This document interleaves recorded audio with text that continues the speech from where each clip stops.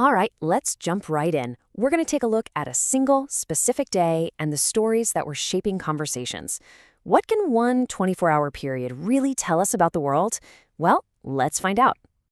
Welcome to the Lenny and Maria Sanchez Notebook ellenvideos.com overview show. For this explainer, we're going to anchor ourselves to one specific date, August 26, 2025. By looking at a whole bunch of reports all published on this one day, we can get a pretty unique snapshot of the ideas and narratives competing for our attention. So we're going to unpack 7 different reports, and we've grouped them into 3 big themes. We'll kick things off with something really personal, the human body. Then we'll zoom out a bit to identity and history, and finally we'll take a look at the big structures of power and politics. So, Part 1, the human body. We've got 2 articles here that tackle this from, well, completely different angles. They explore our relationship with our physical selves, everything from how we try to perfect them to how we define the very moment they stop being. First up, we've got a personal blog post from Joachim Bartol. He's documenting his own fitness journey in his 50s, and his whole argument is that it's actually surprisingly simple to stay lean if you stick to what he calls a natural, species-appropriate lifestyle. So his method really boils down to 2 core ideas you see here. First, a diet he calls species-appropriate. For him, that means an animal-based diet. Think beef, lamb, eggs. And second, he uses what he calls strategic fasting, deliberately going without food for 36, even 38 hours at a time, which he believes enhances fat loss and healing. All right, let's shift gears for our second source. This one takes us from the world of personal health into a really complex ethical debate. It's an article by someone called a Midwestern doctor on LouRockwell.com, and it seriously questions the ethical lines in the organ donation system, starting with how we even define death itself. So the whole thing hinges on this concept of brain death. Medically and legally, it's defined as the irreversible end of all brain function. Now, this definition is what makes so many organ transplants possible, because it lets doctors procure organs while a machine is still keeping the body's circulatory system running. And to really drive this point home, the source brings up a pretty big philosophical question from a New York Times essay. It suggests maybe we should shift our focus from total brain function to just the irreversible loss of higher brain functions, consciousness, memory. It makes the case that that is when a person, not just a body, has truly ceased to exist. And this all leads to the central question the article is posing. With so many people desperately needing donor organs, should we expand the legal definition of death? The piece just leaves that question hanging out there, and it really highlights this profound tension between saving lives through transplants and the very ethics of how we define life's end. Okay, let's move on to part 2. We're shifting your focus now from the body to these bigger ideas of society and history. We're going to look at some articles that really challenge the established stories about who we are and, where we came from. Our third source, which is also from LouRockwell.com, covers some comments made by the podcaster Brett Weinstein. And, his argument is that the whole concept of multiculturalism, at least as it's practiced today, is actually fundamentally flawed and doesn't help build a cohesive society.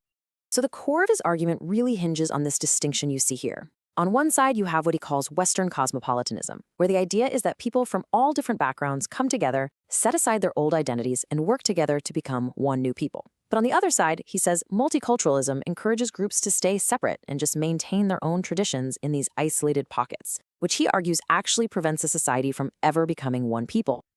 Sticking with that theme of observing society, our fourth source is an article by Donald Jeffries. It's a really personal essay where he just reflects on what he's been seeing in the workforce demographics as they change around the suburbs of Washington, D.C. So really, the whole article is built around his personal day-to-day experiences.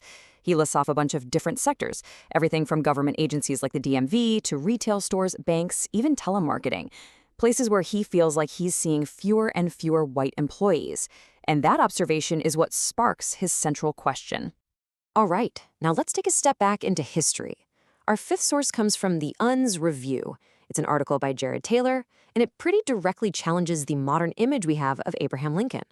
The author argues that Lincoln was a consistent advocate for racial separation, like throughout his entire political life. So this timeline here, from the source, really lays out the heart of the argument. It presents evidence that from his early statements in 1857 all the way through the Civil War, and even reportedly in a conversation just days before he was killed in 1865, Lincoln was always pursuing plans to colonize, which basically meant deporting, freed Black people to somewhere outside of the United States. The article uses this direct quote from Lincoln's 1862 address to a Black delegation to really hammer home the point. And what's interesting is how he frames it. It's not presented as a matter of right or wrong, but as a practical solution to what he called a physical difference, one he felt was causing suffering for both races. All right, let's move into our final section, power, politics, and secrets. In this part, we're looking at two reports from that same day, August 26th, that deal with political power. One is about very public, overt actions, and the other focuses on these alleged hidden networks of influence.